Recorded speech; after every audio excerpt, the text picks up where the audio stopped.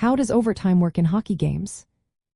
Imagine a game tied at the end of regulation and everyone wondering how the winner will be decided. That's where overtime comes into play in hockey.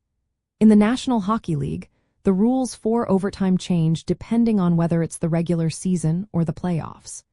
During the regular season, if both teams are tied after the 3 periods of 60 minutes, they move into a 5-minute overtime period.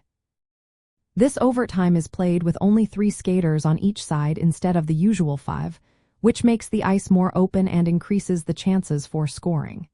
If a team scores during this sudden death overtime, the game ends immediately, and that team wins. But if no one scores, the game goes to a shootout. In the shootout, each team picks 3 players to take turns trying to score on the opposing goalie.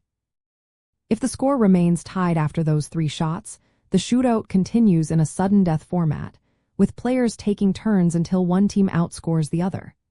Now, in the Stanley Cup playoffs, the rules are a bit different. If the game is tied after regulation, teams play full 60-minute periods, just like in regular play, but the game continues with additional overtime periods of 20 minutes each. These periods are played at full strength, with 5 skaters on each team, and the game only ends when one team scores. There are no shootouts in the playoffs.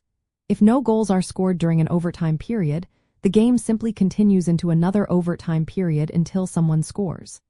Penalties from regulation carry over into overtime, so if a team is shorthanded because of a penalty, they start the overtime shorthanded, and power plays are still enforced. Teams can also use 1 timeout per game, which can be a strategic move during overtime, especially in playoff games. To sum it up, during the regular season, overtime lasts 5 minutes with 3 players per side, and if no one scores, a shootout decides the winner. In the playoffs, overtime can last as long as it takes, with full 60-minute periods played until a goal is scored.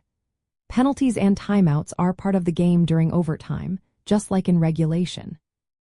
This setup keeps the game exciting and fair, giving fans a chance to see a quick finish or a long, intense battle until a winner emerges.